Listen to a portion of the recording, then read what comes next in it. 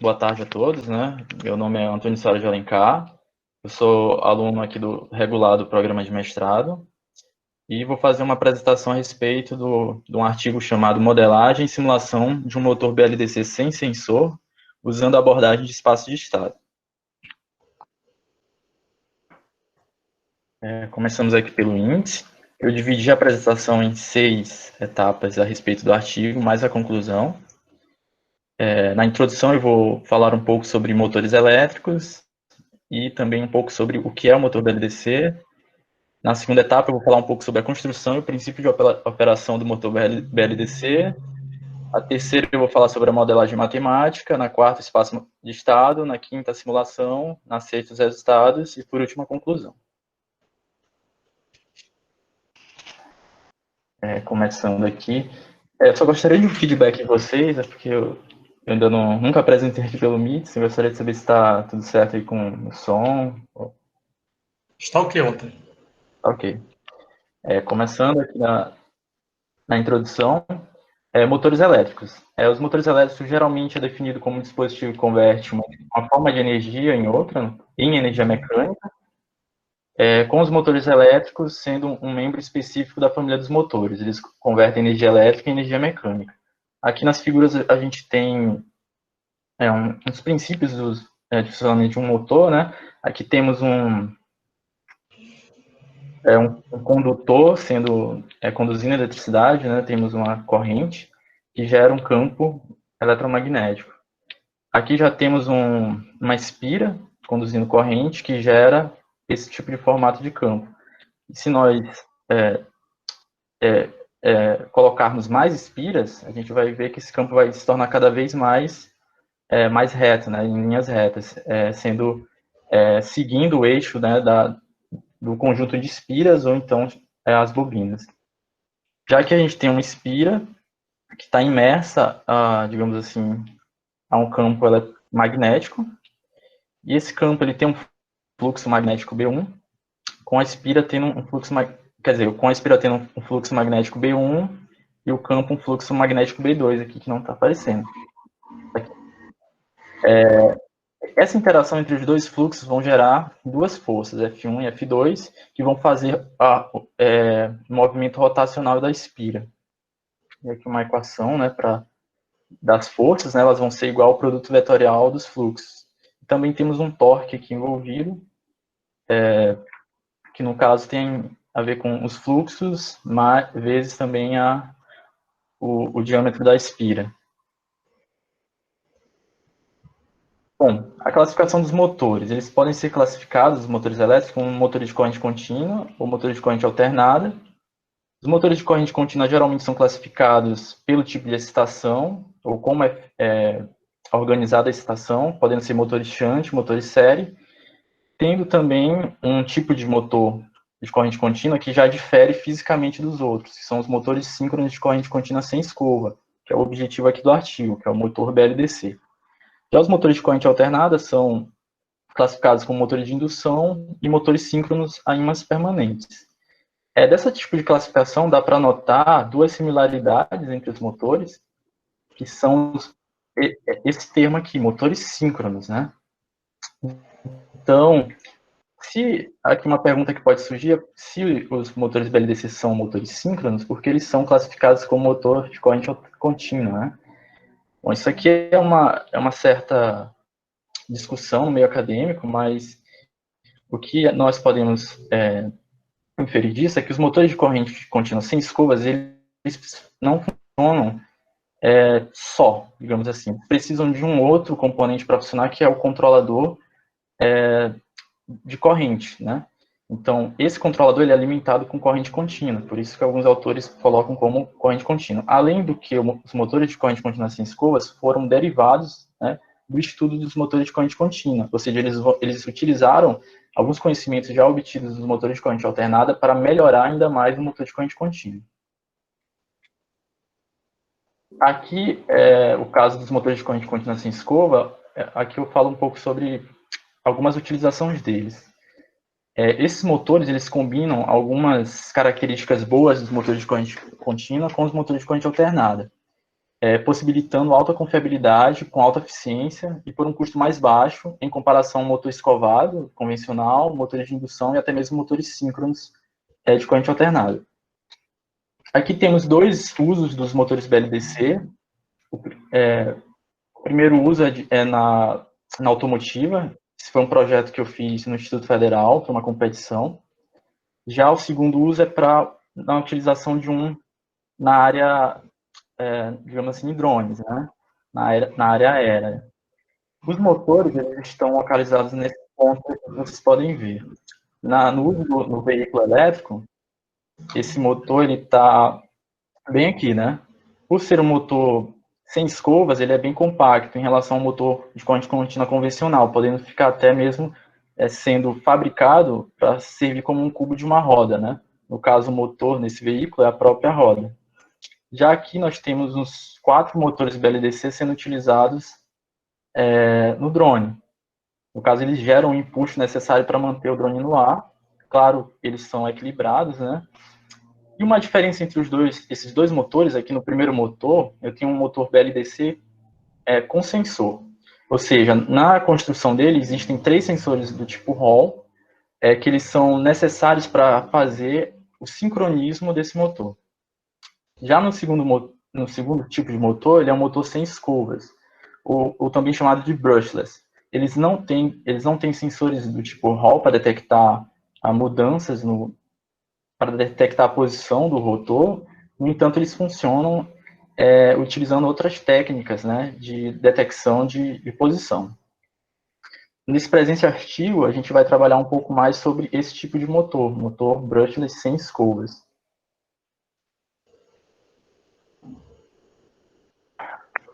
Certo. Aqui eu falo um pouco sobre motores síncronos, né? Como nós vimos, os motores do tipo sem escovas, ou BLDC, eles são um tipo de motores síncronos. Por quê? Porque a rotação do rotor ele é proporcional à frequência de sua alimentação. Isso a gente chama de operação síncrona. Nesse caso aqui, isso é uma construção de um motor síncrono que pode ser tanto de corrente alternada ou de corrente contínua. No entanto, se nós repararmos aqui nesse sinal aqui, como se fosse, por exemplo, a corrente que passa em uma das fases desse motor, nós podemos perceber que no motor de corrente alternada ele tem uma função, e essa função é periódica, e é do tipo senoidal. Já essa outra função é característica do motor BLDC, que é uma função do tipo trapezoidal, que também ela é periódica. E aqui nós temos os graus em graus elétricos. Bom, então, isso é uma das diferenças fundamentais, porque nós vemos que, então, nesse caso, o motor BLDC ele é alimentado por corrente direta e não corrente do tipo alternada, ou seja, a corrente não alterna nessa forma, e sim alterna no tipo de comutação da fase, ou seja, ela é positiva ou negativa, dependendo da situação. Aqui é um exemplo de um controlador, no caso, para um motor síncrono genérico, tanto de corrente alternada como de corrente contínua. Aqui eu falo um pouco sobre a diferença dos motores síncronos alternados para os motores síncronos de corrente contínua sem escovas. Aqui eu já mencionei algumas diferenças, mas verificando um pouco com relação à função trapezoidal, nós vemos que a direção do fluxo do estator, digamos assim, a direção das correntes nas fases, né, do motor, elas variam a cada 60 graus. Já no motor síncrono alternado, ela é uma variação contínua devido à natureza do motor. Em tese é contínua, mas tem uma tolerância de até 1 grau para menos. No caso do motor BLDC, apenas 2 fases são energizadas ao mesmo tempo. Já no motor síncrono AC, pode haver de 3 fases serem energizadas ao mesmo tempo. Outra característica bem marcante do motor BLDC é uma ondulação de torque a cada comutação. Ou seja, vai ser o que também é chamado de torque ripple, que dá para ver também, que a gente vai ver também nos resultados, esse tipo de característica. Já o motor alternado não tem essa ondulação de torque. O BLDC, para funcionar, ele precisa de algoritmos de controle relativamente simples. Já o motor síncrono alternado, ele precisa de algoritmos de controle um pouco mais, uma matemática mais extensa, utilizando algumas transformadas, como uma transformada de Park e Clark. Bom, o motor BLDC, ele tem, né, uma chamada comutação eletrônica. Aqui a gente tem um esquema elétrico, né, de um tipo de controlador, né, para o motor BLDC. Nesse caso, é um controlador que a gente chama de 6 etapas. E ele possui 3 transistores de alta, ou de cima, né, ou do lado de cima, e 3 transistores do lado de baixo, também conhecido dessa forma. Esses transistores podem ser do tipo MOSFET ou IGBT, normalmente são MOSFETs, em motores de baixa potência, e IGBT em motores de mais alta potência.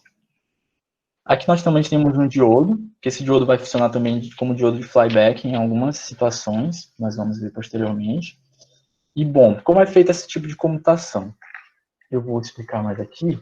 Geralmente, a característica desse motor em relação à corrente e às fases é esse gráfico aqui do lado direito, onde a gente tem uns códigos aqui em cima, que são os códigos relacionados aos sensores do tipo Hall. No caso, como eu mencionei, esse tipo de motor ele varia a cada 60 graus elétricos. Então, a gente tem de 0 a 60, uma codificação para o sensor Hall, de 60 a 120 também, até 360. Essas codificações estão relacionadas à interação do sensor com os polos magnéticos do motor. E isso vai ditar quais transistores vão ficar ativos e quais transistores vão ficar inativos. Bom, para deixar mais claro, eu fiz uma pequena animação aqui para não confundir muito, porque é um conceito bem complicado mesmo. Aqui, de 0 a 60 graus, eu vou ativar os transistores Q1 e Q4, no caso aqui o Q1 e o Q4.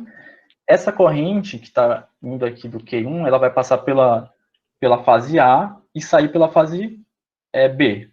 Como essa corrente aqui na fase B está contrária ao que normalmente ela a gente diz que essa corrente aqui é negativa, ok? E depois volta para a fonte. Então, nesse caso, o A vai estar com corrente positiva, o B com corrente negativa e o C vai estar em off, certo? Posteriormente vai acontecer a mesma coisa, indo para A e saindo para C, depois entrando por B e saindo por C, entrando por B e saindo por A, e assim sucessivamente, fazendo essa característica trapezoidal, né, da corrente nas fases. Certo, voltando aqui, eu esqueci de mencionar, no entanto, dá para ver que o sensor Hall, ele tem uma função muito importante nesse tipo de comutação. No caso aqui, nós não iremos utilizar o sensor Hall, mas iremos utilizar a posição do rotor diretamente do espaço de estado. Nós iremos pegar essa informação diretamente do espaço de estado, como o artigo base sugere.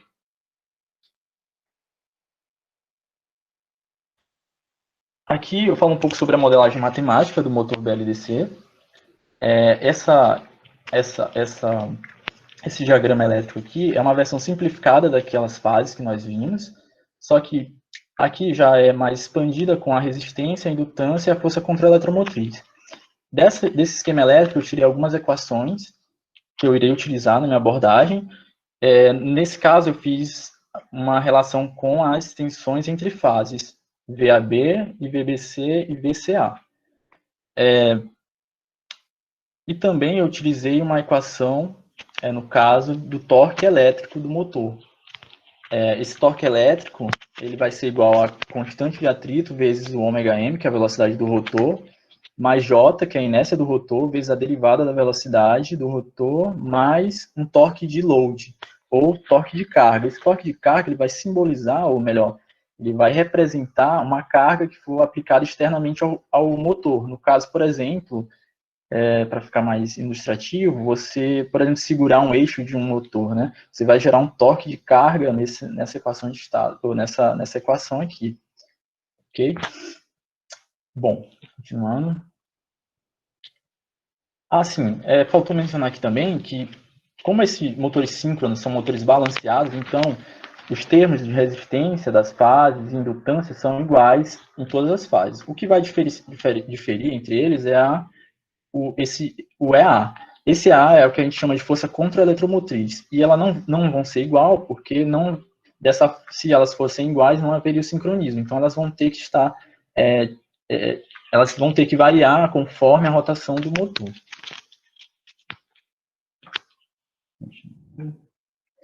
Bom, aqui eu posso relacionar as forças contra-eletromotrizes e o torque elétrico do motor na equação 2.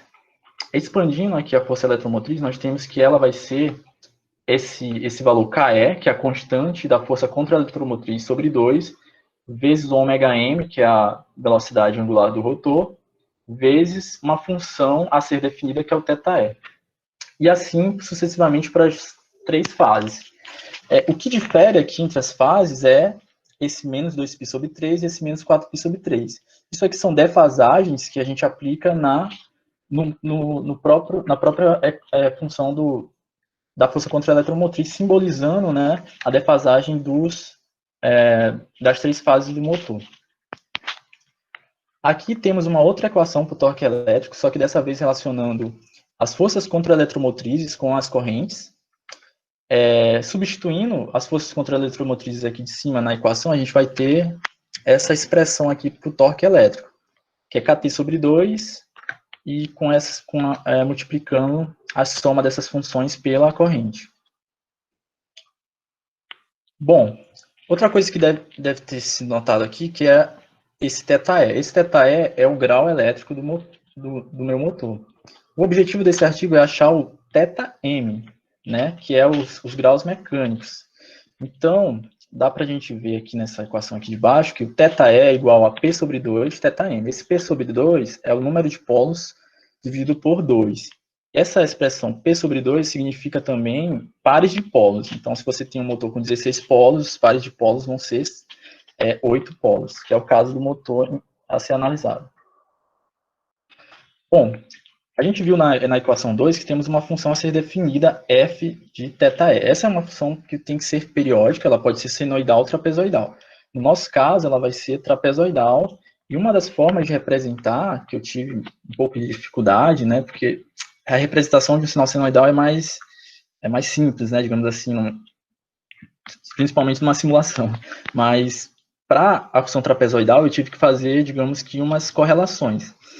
Então, eu defini essa função como uma função unitária de menos 1 a 1, certo? E defini para ela alguns limites para dar os valores corretos. Por exemplo, para deixar mais claro, aqui o θe na função, digamos que ele vai ser de 0 a 2π sobre 3, vamos imaginar em graus, de 0 a 120 graus, ele vai ter o valor 1. Já aqui de 120 a 180 graus, ele vai ter um valor de 1 menos essa função aqui. Isso aqui nada mais é do que um decréscimo, ou mesmo uma função linha de 1 até menos 1, que vai ser a próxima etapa, que vai ser quando chega de 180 até 300 graus, que ele vai permanecer em menos 1. Em 300 graus elétricos, até 360, ele vai ter um acréscimo do menos 1, né? Que também é outra função linha até o valor de 1. Então, se vocês repararem, eu acabei de fazer digamos que uma figura trapezoidal aqui, certo? Então, voltando a 1, ele recomeça o ciclo. Obviamente, isso aqui, esse Fθ é apenas para a primeira força contra-eletromotriz aqui dessa equação. Para as outras forças contra-eletromotrizes, a gente vai adicionar as defasagens nessa lista e vai gerar outros limites aqui para as equações, certo? Bom, todas essas equações que nós vimos, de 1 a 3, elas são suficientes para eu poder representar a modelagem matemática em espaço de estado. Por que eu fiz isso? Porque a gente tem como objetivo a implementação dessa modelagem no MATLAB e no Simulink. E para isso, para uma melhor representação, a gente tem que representar a modelagem matemática em equação de espaço de estado aqui vista na equação 4.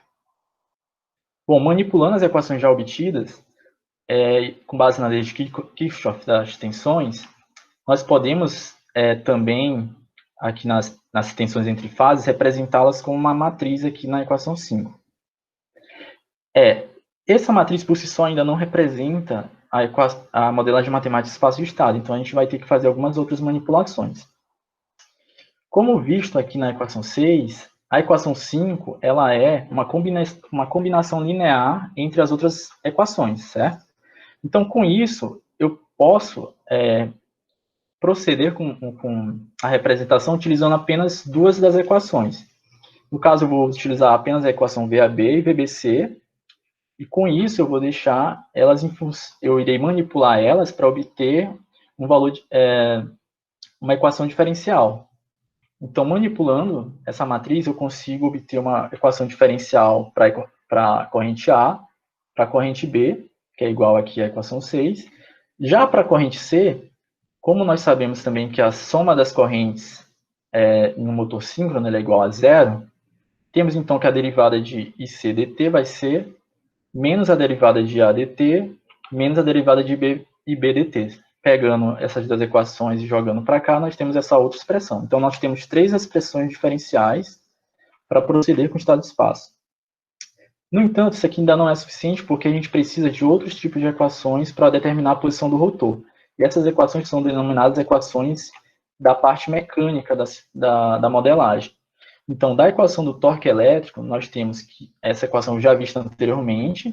Manipulando essa equação, a gente pode deixar ela em função da derivada da velocidade, certo? Já o que a gente quer, que é o θm, ele vai ser, na verdade, a derivada da posição é igual à velocidade. Então, digamos que é a equação mais simples de se obter aqui.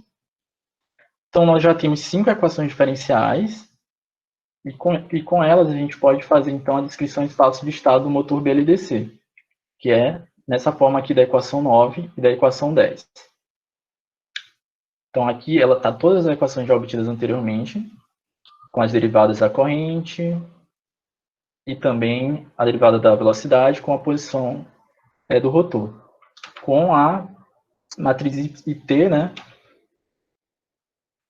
sendo, no caso, a identidade, né, da matriz X. Logo, temos, né, que X vai ser igual, no caso, as variáveis de estado IA, IB e C, ômega-m e θm. Já U vai ser igual a VAB menos EAB, VBC menos EBC, e TE, que é o torque elétrico, menos torque de carga. Tudo transposto. Então, esse aqui já é a base para eu começar a fazer a simulação. Bom, aqui eu falo um pouco mais sobre a simulação. A simulação do sistema ele foi realizada no pacote de software MATLAB Simulink.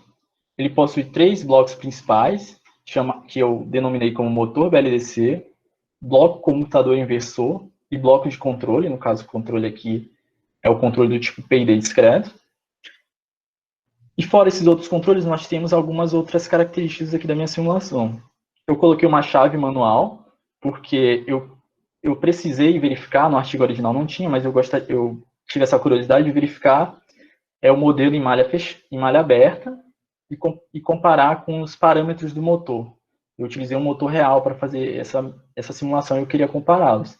Então, aqui nessa chave eu mudo da malha fechada para malha aberta. Aqui nós também temos um ganho interessante aqui que eu adicionei para simular, né, no caso PID discreto, é uma saída PWM, digamos, de um microcontrolador de 10 bits de resolução do PWM.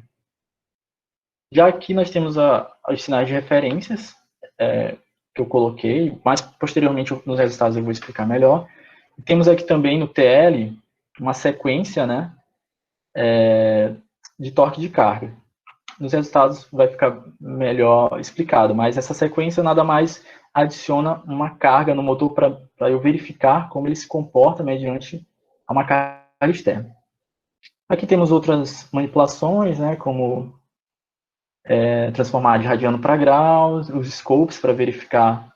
Aqui eu estou verificando os estados das correntes IA, IB e C, o estado θm, e também na saída a gente tem um RPM, que é o ômega-m. Então, todos os estados estão aqui para serem coletados, digamos assim. Bom, expandindo o bloco do motor BLDC, nós vemos que ele é subdividido em blocos, que é o gerador de corrente, o gerador de força contra-eletromotriz e o bloco mecânico.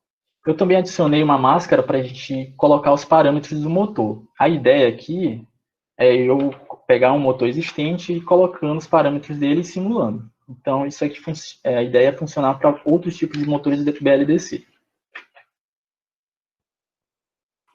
Bom, falando mais especificamente do subsistema de gerador de corrente, ele está aqui exposto, ele recebe os valores de tensão VAB e VBC e as forças contra-eletromotrizes EA, EB e EC, vai passar aqui para um bloco, que eu vou explicar mais para frente, e vai sair as correntes.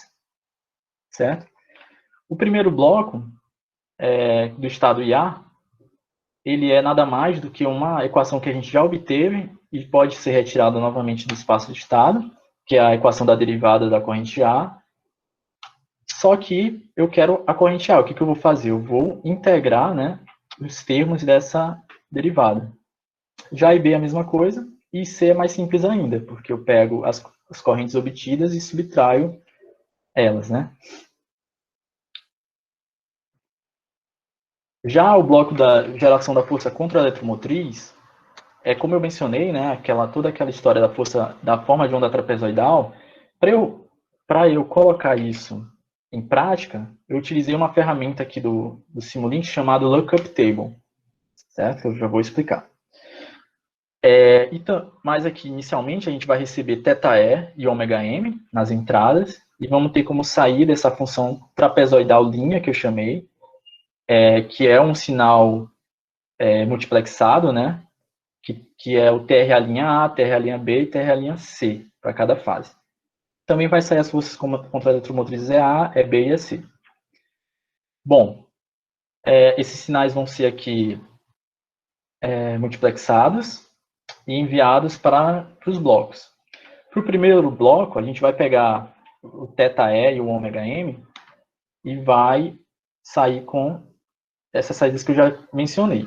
Bom, o θe, um ponto interessante a mencionar aqui, que ele nesse caso, ele é acumulativo, né? Então, você vai ter 360, e por aí por diante, né? 720 e assim vai.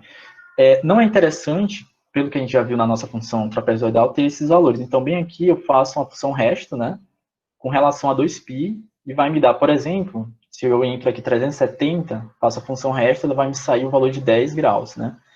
Obviamente aqui em radiano, né? Eu só falei para ilustrar, e aqui ele vai transformar para graus e jogar na minha lookup table. Essa lookup table, ela vai fazer nada mais do que aquelas relações que a gente viu quando mencionou a modelagem matemática da força contra-eletromotriz, certo? Eu não botei aqui, mas, por exemplo, naquela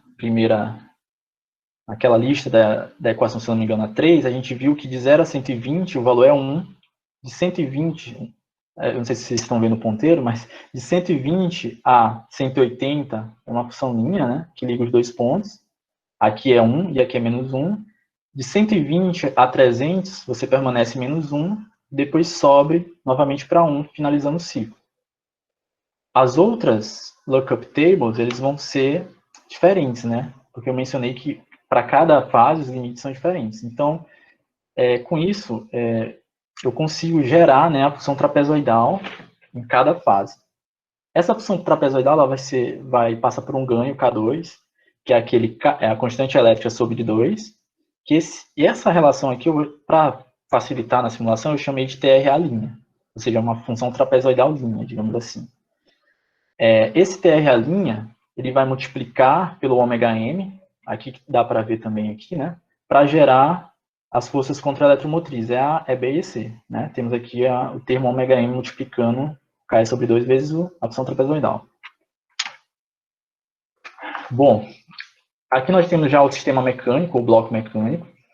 Ele é baseado nas equações vistas de torque e movimento, na modelagem matemática. As entradas deles são as correntes A, B e C, e aquelas funções que eu defini, né? E também temos aqui o TL, que é o torque de carga, também mencionado. Bom, aqui para fazer essa etapa eu tirei uma parte da equação de espaço-estado, né? Que envolve só a parte mecânica, que é essa equação vista aqui nesse termo. A saída TE, ela já foi vista também anteriormente na modelagem matemática, essa expressão. E essa expressão está simbolizada aqui, né, no TR' vezes, vai fazer o TR' vezes A e B e C, né? Vai gerar uma soma aqui, que vai sair exatamente essa equação aqui na saída. Já para o θe, a gente vai pegar, no caso,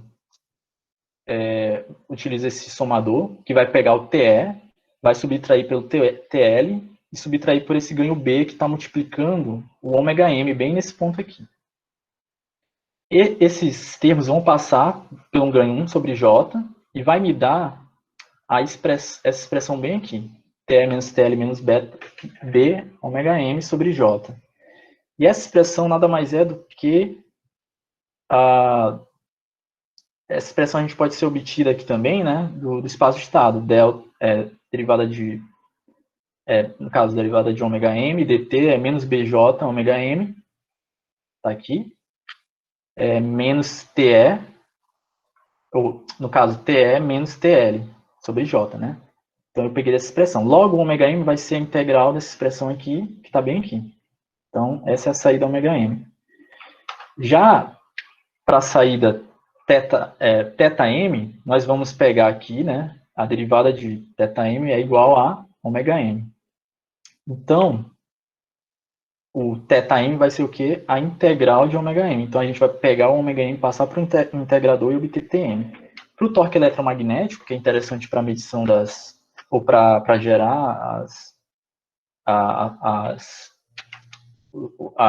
as forças contra as eletromotrizes, as correntes, né?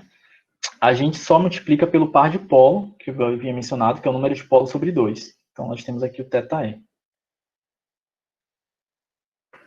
Bom, saindo do bloco do motor, a gente vai falar um pouco sobre o bloco do comutador. O bloco do comutador inversor tem função de implementar aquela lógica de comutação eletrônica que eu havia mencionado. E também ele faz um inversor para emitir as tensões fase-fase. Ele recebe essas variáveis aqui, θe, Vs, A, B, C, IA, IB e C.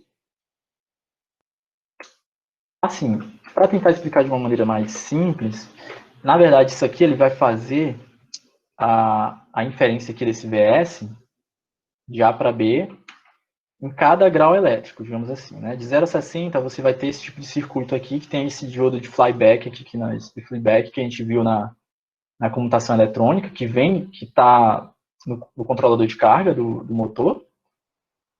Temos, então, de 0 a 60, uma tensão entre A e B, que é VAB. E temos também uma tensão entre B e C. Essa tensão vai ser definida por cálculos, né, com base entre B e C, bem aqui. Com base em cada caso, eles vão ser definidos, certo? É um pouco extenso para explicar aqui, mas em cada caso a gente vai ter um VS específico para VAB e VBC. Eu fiz uma tabela aqui para deixar mais simples.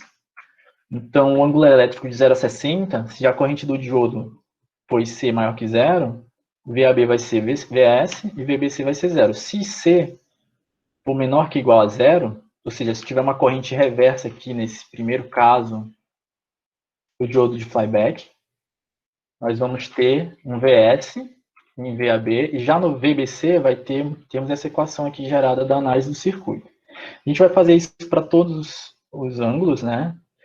E transformar num algoritmo, certo? Que é a função comutador inversor, que tem todas essas relações aqui. Eu fiz dessa forma para ficar mais fácil, né? Porque se fosse fazer por blocos ia ficar muito extenso. Então, essa função está bem aqui na função do MATLAB e do Simulink. São todas as variáveis que entram, né? E as variáveis que saem, que são duas, VAB e VBC. Continuando, por fim, a gente tem um bloco de controle. O bloco de controle é um PID discreto, como eu mencionei, ele é usado para controlar a velocidade do motor. Como ele é um PID discreto, ele tem um tempo de amostragem do controlador, digamos assim, o tempo em que ele vai exercer a ação de controle, que no caso aqui eu dimensionei para 10 milissegundos. Aqui nós temos uma representação clássica de um controlador PID discreto. Talvez uma coisa que difere do que nós já vimos é esse circuito aqui chamado de circuito de clamping.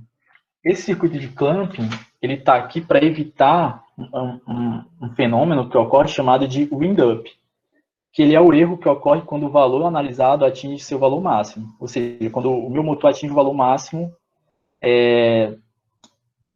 o controlador ele vai trabalhar no seu limite. Ou seja, isso pode ocasionar alguns erros na ação integral, certo? E o clamping ele faz com que ele detecta quando tem esse estouro na ação integral, que ele vai acumulando muitos erros, né? Quando chega no limite, ele detecta esse estouro e com uma chave simples, ele vai, quando houver esse estouro, ele vai chavear aqui para zero, certo? E evitar que o termo integral do controlador continue em erro, certo? Bom, aqui vai somar os termos e vai passar por uma saturação.